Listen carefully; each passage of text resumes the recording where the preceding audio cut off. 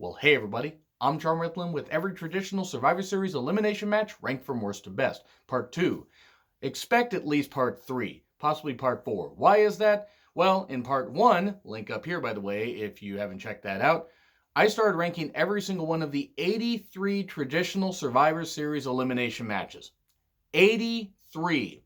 And I only got from 83 to 54. I still got 53 matches to talk about. And as things go on and I start talking about my favorites, I may get into a little more detail. So expect those to be, a little more praising and everything. But for now, we're still in the ones that are either okay to decent, but we're not even halfway through the countdown.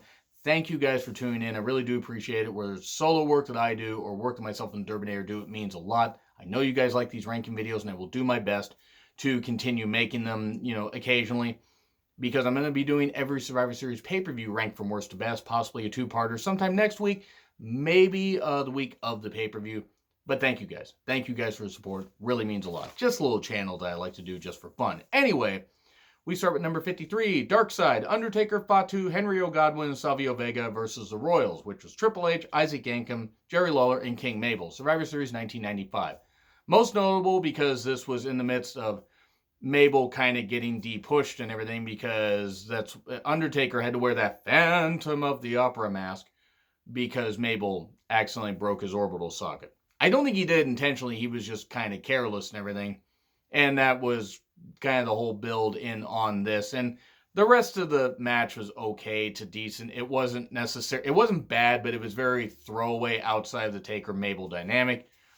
Everything else was just okay. It was decent. It was decent for what it was. We then get to number 52, the Dudleys, Goldust, Neville, and Titus versus Bo Dallas, Miz, and the Cosmic Wasteland, Stardust, and the Ascension, Survivor Series 2015. Yep, going all the way 20 years ahead. Cosmic Wasteland, yeah. I can't imagine why Cody Rhodes hated the fucking Stardust character. Even though he sunk his teeth into it and it meant a lot to some fans, that's great. It was a terrible gimmick. Stardust was objectively horrible, no matter who was in it. The Ascension also were jobbers by this point. They'd only been on the main roster like a little bit, like just under a year at this point. It was very throwaway, very, very fucking throwaway. You had the whole thing with Neville and like Stardust, but feuding a little bit. They'd been feuding off and on a little bit. Other than that, this match was not very. It was. The only reason I put this up a little bit above is at least you had a little bit of a feud building between some guys. But other than that, it was a very throwaway match and was just there. Number 51, Brutus Beefcake, Jake Roberts, Jim Duggan, Randy Savage, and Ricky Steamboat versus Dangerous Danny Davis, Harley Race, Hercules, Honky Tonk Man, Ron Bass, Survivor Series 1987. From the first ever Survivor Series, which, by the way, was, again, solely not created to mess with Starrcade 87, except it totally fucking was. I'm gonna go to my goddamn grave saying that because that's exactly what it was. It was fucking ridiculous. But as for this match, look, Brutus Beefcake had turned babyface at Mania 3 after being a heel just earlier in the show, and had even cut Ron Bass's hair. And you had a whole bunch of stuff going on here. Harley Race, it was sad to see Harley Race at this point in his career because he'd taken so many bumps. And him owning a territory had fallen on his ass, so he needed money. That's why he went here. And the match wasn't bad. It wasn't great. It had a good collection of pieces, but it was also very much just a match where you just took a bunch of people that were stars and also Brutus Beefcake and just put him in there, and Honky Tonk Man, by the way, because Honky Tonk Man was a goddamn joke. It was a match that was what it was.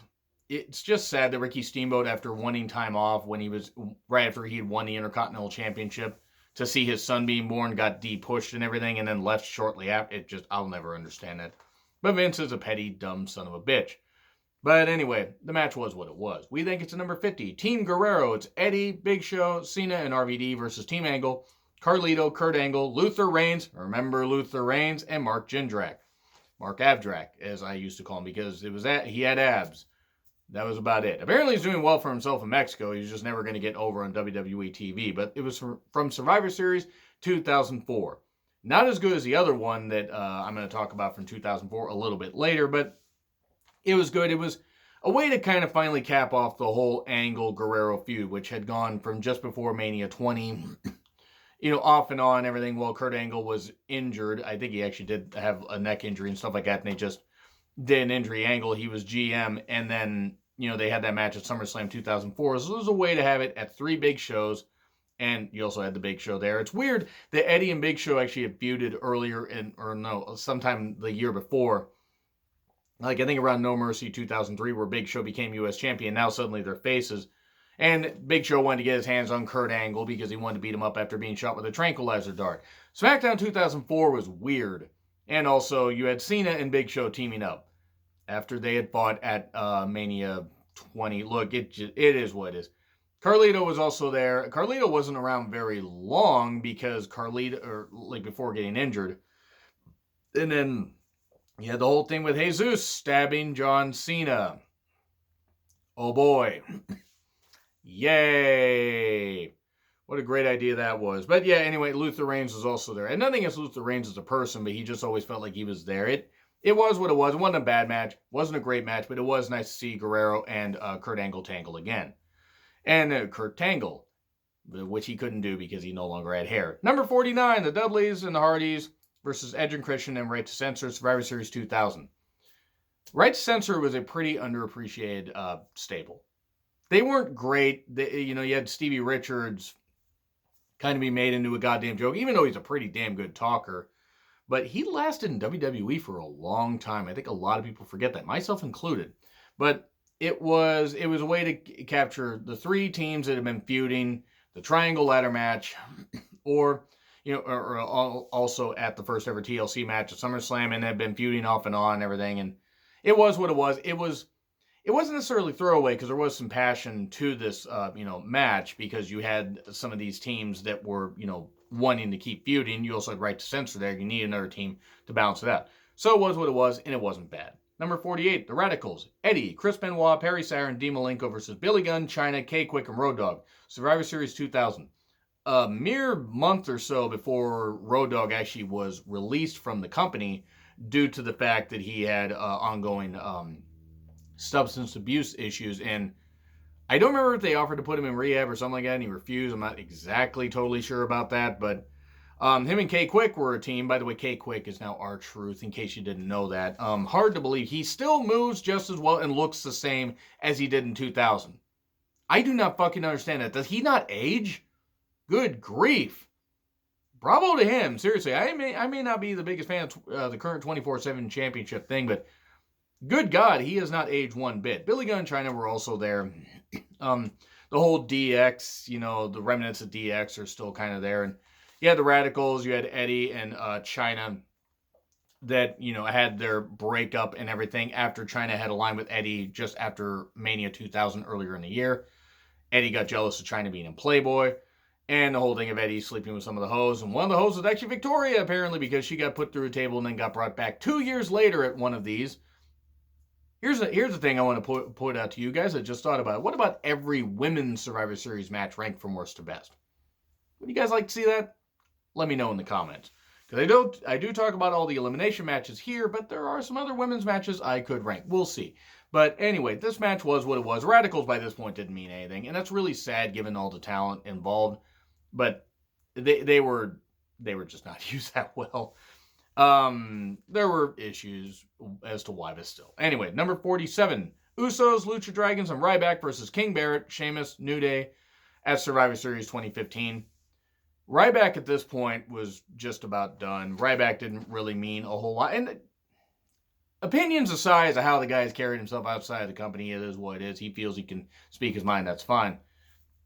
He was Intercontinental Champion for 3 months. No one gave a shit. Or no, 4 months. No one gave a shit.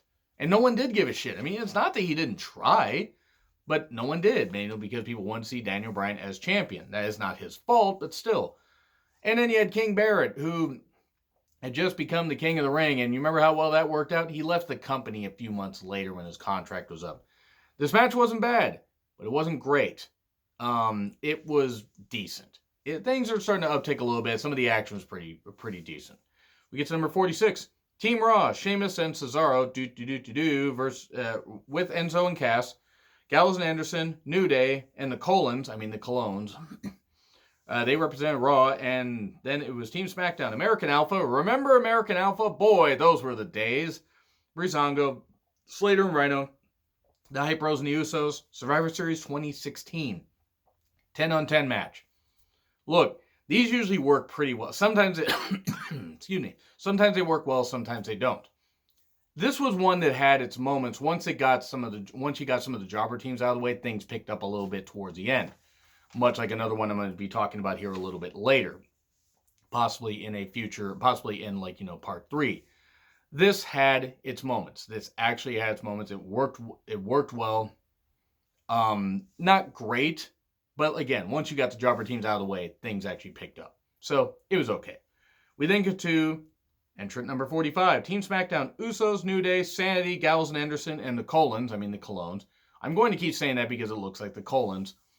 Versus Team Raw, that was Rude and Gable, the Revival, the B-Team, Lucha House Party, and Ascension. 10-on-10 Survivor Series 2018 on the pre-show.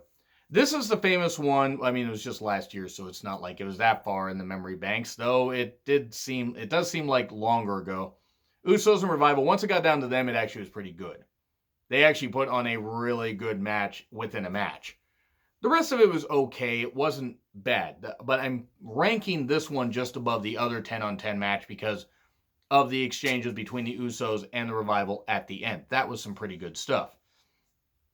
And, I mean, unfortunately, you had the B-Team there. I don't know how the Colognes still have a job. And it's not that I think they're bad people, but it's just because I don't know them. But, Carlos Colon, that's another story. Well, he's a bad person. Dumb son of a bitch that led to the death of Bruiser Brody, but he'll pay by burning in hell for that. That's not Primo and Epico's fault. Not at all. They're just a team that's just there. And I mean, I know it seems like I'm needlessly burying them, but WWE's kind of already done that. The match was what it was and worked well once it got down to the final 2 teams. Number 44, Lashley, Kane, Cena, RVD, and Sabu versus Big Show, Finlay, MVP, Test, and Umaga or Umanga. This is when they had Umaga and Kane still feuding, and they didn't want Umaga to lose yet because Super Cena had to beat him. And it was from Survivor Series 2006. One of my favorite Survivor Series, actually. 2006 was a lot of fun, even if there were some questionable decisions. This had some great moments. You did have Big Show and Lashley. They were building up their feud and everything because Lashley screams ECW. Lashley is a great talent and has been marginalized horribly by WWE. Especially in the second run. Fucking hell. But anyway, the match was what it was. It was mixing ECW and SmackDown superstars. Because the WWE brand of ECW didn't have a lot of star power. Mainly because a lot of the originals were just like, well, fuck this. We're not going to stick around. And I don't blame him. And and you're putting Sabu in a match without weapons. So he can't fucking work at all. Especially at this point. But it was fine. And of course, Cena lifting up Big Show is never going to get old. It's actually kind of amazing to see just how good Cena has been for a number of years. Now, I give Cena a lot of shit and justified, but the guy has put in the work. Yeah, he's needlessly buried people like the Nexus and Alex Riley and stuff like that, but he has put in the work with some other stuff. And maybe he's not the greatest, but I can understand, I can appreciate some of the good performances that he's put on. But now we get to number 43. Dusty Rhodes, Ric Flair, Ron Simmons, and Sergeant Slaughter versus the Spirit Squad with Mitch. Mitch was always injured. I never understood that. And of course you have the Spirit Squad. None of them went on to have any single success in WWE at least. Oh wait, hi Dolph Ziggler. Thankfully he got away from that. I have no fucking idea how he got away from that and how he was able to have a career, but credit to him. And this is from Survivor Series 2006. This was what it was, and I mean Ron Simmons at one point got eliminated, and he just got on the mic and just, damn! And he just did that, and just, I popped. Because it's stupid. I don't mind some stupid in wrestling. But yeah, the Spirit Squad ends up getting freaking squashed. It just, oh man, Spirit Squash is what they might as well have called them. The Legends team wins, which, by this point, the Spirit Squad didn't mean anything. The Survivor Series concept was going to do no favors for the Spirit Squad, but it was a fun match. Not every match needs to be a classic. This was fun. This was enjoyable. Even though I think the Spirit Squad should have won, it was obvious that the Legends were going over. Then we get to match number 42. King's Court, Randy Savage, Earthquake, Canadian Earthquake, Dino Bravo, and Greg Valentine versus the 4x4s, Jim Duggan, Bret Hart, Rugged Ronnie Garvin, who was not Miss Atlanta Lively. He really did embrace the whole dressing and drag thing. Hey, he popularized that, as far as like mainstream, even though other wrestlers done that before. And also Hercules. It was Survivor Series 1989. Hercules flip-flopped from face to heel quite a bit in WWE, and it was a little bit weird. This is when Randy Savage and Jim Duggan were kind of fighting over the whole crown thing of, of King of the Ring and stuff like that. When King of the Ring was a tournament, but it wasn't on a pay-per-view. It was what it was. I mean, Randy Savage at this point was in like a few months removed or a number of months removed from being WWE champion, which he still should have been by this point. He should have had a 2-year run. But no, fucking Hogan had to have his spotlight and steal it away from Randy Savage, who was always better than Hulk Hogan. And before I get too angry about that, the match was good. We're right in the middle of the goddamn thing, or just about. This was a pretty good elimination match. Not everything was great, but hey, for 89, for one that was going to go a long time and drag on a little bit, the guys also kept it as interesting as they could. Number 41, we go to the women. We have Team Raw, Mickie, Nia, Tamina, Bayley, and Sasha versus Team SmackDown, Naomi, Carmella, Sonya, Asuka, and Mandy from Survivor Series last year, 2018. If Nia had not been the sole survivor, or Nia had not, end up being Asuka and stuff like that, and it hadn't been Nia winning for Team Raw, I would have been okay with it. The fact that they just didn't, and Asuka, mind you, won the championship, the SmackDown Women's Championship, very soon after this, like at TLC a few weeks later. And then had a great match with Becky Lynch at the Royal Rumble, and then did absolutely nothing with her, and then she lost it 2 weeks before Mania 35 to Charlotte. It's not Charlotte's fault, it's creatives. This match had its moments, but just didn't hit the heights that it could have, mainly because Nia Jax sucks. She's fucking terrible. I hope she recovers from these 2 torn ACLs that she had. Hopefully she gets in great cardio, ring shape and everything, and can have an extended career. And hopefully she learns how to fucking actually wrestle and not injure people and be careless. But this match, it did get knocked down a few pegs because the match actually was pretty terrific for a while. And then when it became obvious Nia was going to win, it's like, And then Ronda beat her, and it just...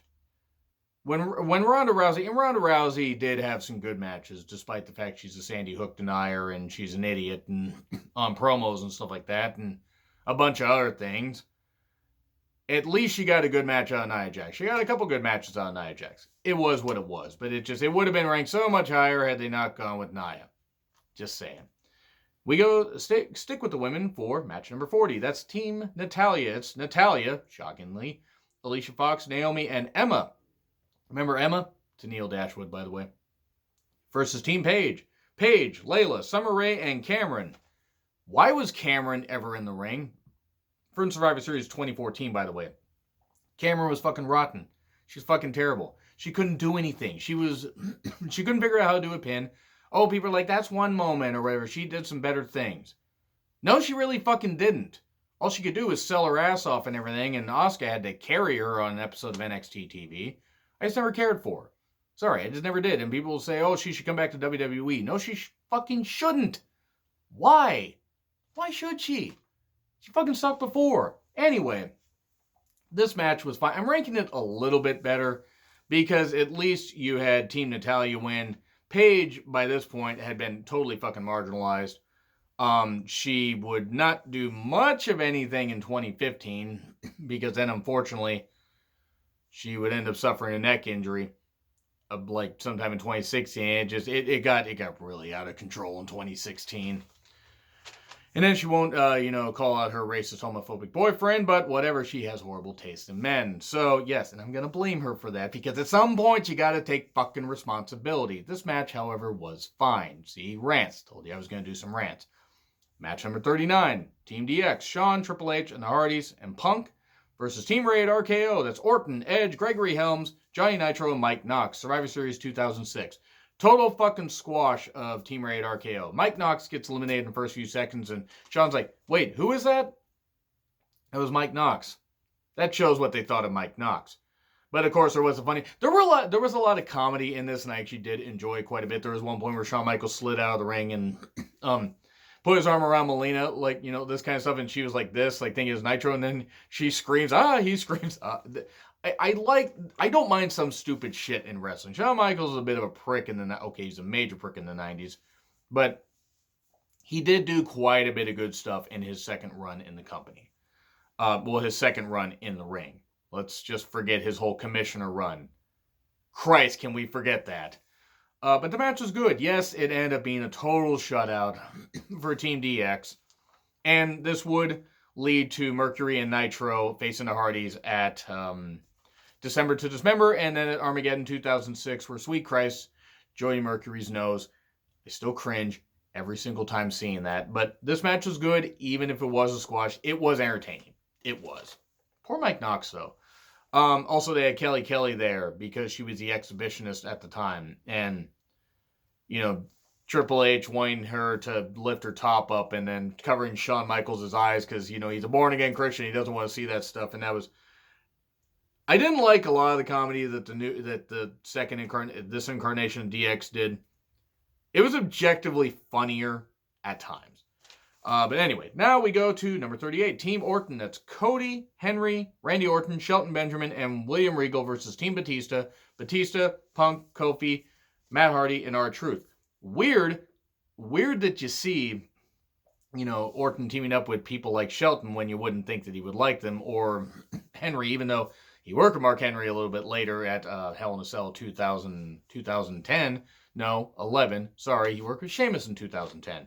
This was Orton and Batista continuing to have their feud, their on-again, off-again feud, because neither guy could stay fucking healthy at this point. And I like Orton in the ring, not necessarily as a person. Batista, great when he was there, but he always got injured. This was a pretty damn good match. It was enjoyable. It built correctly. You did have, Matt Hardy when he get back in the ring and everything. He'd been back in the ring actually for a period of time. He was the ECW champion at this point. Would lose it a little bit later to Jack Swagger. That worked out really well. But it was a good match, and things are starting to get a little bit better. We get to number 37. The Mountie, Ric Flair, Ted DiBiase, and the Warlord versus Bret Hart, British Bulldog, Roddy Piper, and Virgil, Survivor Series 1991. I'm sorry, you bring in Ric Flair and this is the best you do. You put him in a random Survivor Series match. I mean, yes, he would win the Royal Rumble a couple months later. He would interfere in the Undertaker-Hogan match a little bit later on, but still, really, this is how you use Ric Flair? I'll never fucking understand it. But anyway, match was good. It wasn't great, but with all the talent involved, and Virgil wasn't very good. You still had the Bulldog Warlord feud that they'd had going since Mania 7. You had the Piper DiBiase feud and everything because he got Virgil away from DiBiase. Leaned to the biggest pop that Virgil ever got when he waffled Ted DiBiase. God damn it, now I want waffles. Hopefully not the blueberry variety. Haha, you thought I was going to make a bad joke. But yeah, when Virgil waffled him with the belt, the $1 million belt at the Royal Rumble earlier that year. And also the Mountie and Bret Hart, which would build to a Mountie winning the championship a little bit later, like just before Royal Rumble 92. And then Piper would beat him 2 days later. Flair was also there. Flair would then make his presence known a little bit later. Good match, though. And then we get to another women's match. Aja Kong, Bertha Faye, Lioness Asuka. Yes, not that Asuka, but another Asuka. And Tomoko Watanabe versus Alundra Blaze, Caprita Asari, Kyoko Inoue, and Saki Hasegawa. I'm sorry that I mispronounced these names. I did watch this match recently. It is a very good women's match. It's nice to see all the Japanese women that Bertha Faye I'm sure starting to work with, Alundra Blaze will work with. Aja Kong and Alundra Blaze always had great matches. The few times I was able to see them, especially on WWE TV or pay-per-view, great stuff. And it was nice. Unfortunately, this was the last women's match we would get as Survivor Series for a few years because the women's division would be disbanded basically because of cost cutting, and then that would lead to Medusa literally, I think a month later, maybe not even a month later, showing up on WCW Nitro and dropping the title in the trash, which I still love. I know she didn't necessarily want to do it, but it was a great visual, and hey, it fired the first shot. Well, seemingly, it fired one of the first shots. But this was a good match, and it was nice to see all these women get featured. Then we go to Team Raw. For entrant number 35 is Team Raw. Ziggler, Drew, Braun, Finn, and Lashley versus Team SmackDown. Miz, Shane, Ray, Joe, and Jeff Hardy. Survivor Series 2018. This was Braun destroying everybody. That's pretty much what it was. And then, because Braun had been fucking destroyed before, at Crown Jewel when Corbin, of all people, decided to be stupid and give the title to Lesnar, essentially. It was dumb. It was objectively dumb. Braun wasn't the same after he won a tag team championship with a kid, but still, this was really not that, it really wasn't that good. It was really kind of dog shit, but this was what it was. Braun destroying people was pretty cool, and Shane being like, with the odds against him and everything, and then Braun just destroys him. That was pretty funny. And then, of course, Drew and Lashley lay out Braun, because then we get Corbin, because he's Constable Corbin. He's leading his new faction and everything, even though they were a boring faction. And I love Drew and I love Lashley, but you put Corbin there and it just wasn't very good. The match was what it was. It was fine. It was fine. Number 34, Team Mysterio. Big Show, Chris Masters, Kofi, MVP, and Rey Mysterio. Of course, Mysterio would have to be on his own team versus Team Del Rio. Del Rio, Cody, Drew, Jack Swagger, and Tyler Rex. Remember Tyler Rex? Had a good look. They didn't really do anything with him. I wonder why. No, seriously, I actually wonder why. I don't think he was great in the ring, but I don't think he deserved to not be used at all. But anyway, it was from Survivor Series 2010. It was Mysterio and Del Rio continuing their feud, which was a great feud. Some really, really good stuff. I really enjoyed the work that they put in. I liked the match. I thought it was good. Survivor Series 2010. 2010, not necessarily known as the best year in WWE. This was a pretty goddamn good match. And since these two always worked well together, how could you really go wrong? Yes, you had other pieces in there, and Chris Masters. I always forget Chris Masters had a second run in WWE. It was really odd. I mean, I understand why they didn't bring him back for a third run, because they needed talent, and it's not like he was doing much of anything, but whatever. Tyler Rex, though. Whatever happened to Tyler Rex? I wonder. Let me know in the comments. We get to number 33. Hercules, Hillbilly Jim, Coco Beware, Hulk Hogan, Randy Savage versus Akeem, Big Boss Man, Red Rooster, Haku, and Ted DiBiase, Survivor Series 1988. Randy Savage was the WWE champion, WWF champion, if you want to be totally specific. And he was in this match.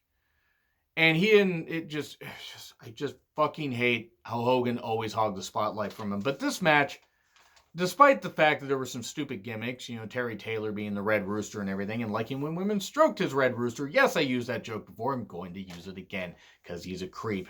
But it was a good match. It was a good match, even despite the fact Hillbilly Jim was never the best worker in the ring, but he was a good character. There was some good work in this, and everybody played their roles just right. It was well done. I liked it, and I thought for the star power and the few people, I mean, come on, Red Rooster, really? That was going to be something that was going to get over. Bruce Pritchard defending it, of course, red-faced dumb fuck that he is. Now, I'm not a fan of Terry Taylor, but that was a dumb way to defend it. This was a good match, though. Very enjoyable. Number 32, Team Ziggler, Del Rio, Sandow, Otunga, and Ziggler and Barrett versus Team Foley, Daniel Bryan, Kane, Kofi, Miz, and Orton. Survivor Series 2012. Foley could not be there in the ring because he wouldn't be medically cleared.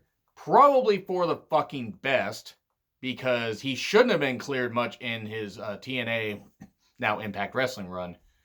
Even though I liked his match against Sting at Lockdown 2009, he did a lot of stuff where it's like, no, this is a bad idea.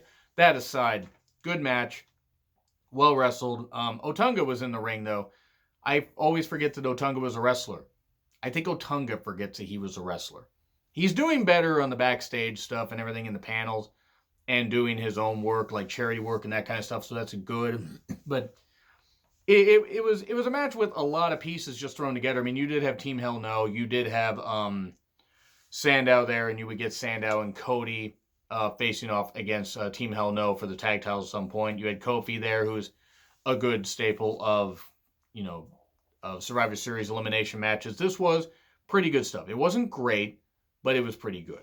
Number 31, 1-2-3 Kid, Mario Jannetty, Randy Savage, and Razor Ramon versus Adam Bomb, Diesel, IRS, and Rick Martel. Survivor Series 1993. Razor and Martel had recently fought over the Intercontinental Championship after Shawn Michaels had to relinquish it. And Razor is a champion. I wish Martel had won, even just for a month. Martel deserved a championship run in WWE. He only got a brief one in WCW before an injury. I think a concussion or something stopped that.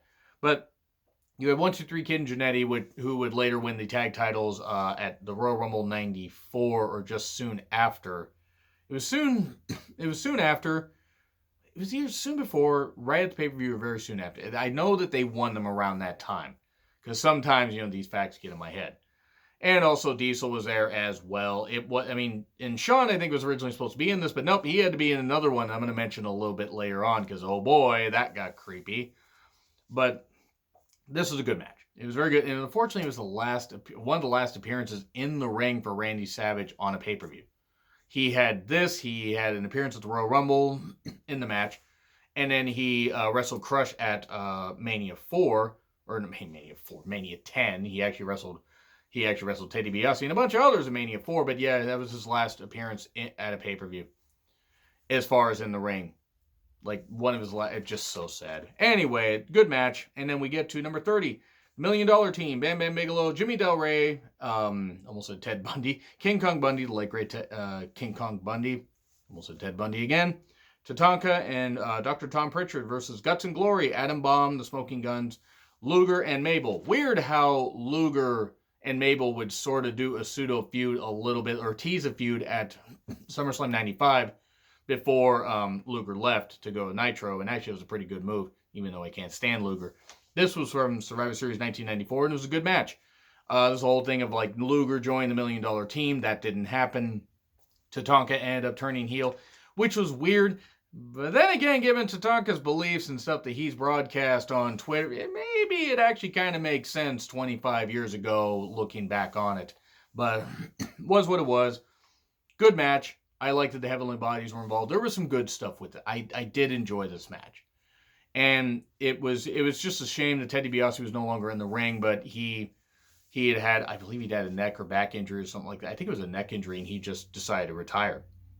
Which makes sense. I wouldn't want the guy paralyzed. But good match. Really enjoyable. 1994 had some good matches, good matches despite some of the weird booking and bad characters. Speaking of 1994, and this is where we're going to finish off, number 29, the bad guys, Razor Ramon, 1-2-3 Kid, British Bulldog, and the Head Shrinkers, a.k.a. Fatu and Sione. Yes, the Barbarian was a head shrinker at one point. Versus the Teamsters, Jeff Jarrett, Diesel, Jim Neidhart, Owen Hart, and Shawn Michaels, Survivor Series 1994. Weird how Shawn and Owen would be feuding just a year later. This was the famous one where there was friction between Shawn and Diesel, and we ended up having that breakup, and then Diesel would end up beating Bob Backlund, who would win the WWF title from Bret Hart on that night. He would beat him very soon after in Madison Square Garden, like a few days later. I think it was like just after a Raw taping. But this was enjoyable. This was a very enjoyable match with a good amount of pieces and everything, and a lot of history between Shawn and Razor and Diesel, and you had 1-2-3 Kid also there. You had a lot of really good pieces. And this is where the matches are starting to tick up. This is where things are really starting to get good, and everything's working well. So I'm going to finish off right there, though, because I'm trying to make sure that these things don't go past 35 minutes. So I still got 28 matches to talk about, so it might end up being a part 4. So anyway, agree, disagree with what I said, like, share, subscribe, Twitter handle in the description. I'm John Ritlin, and I'll see you soon.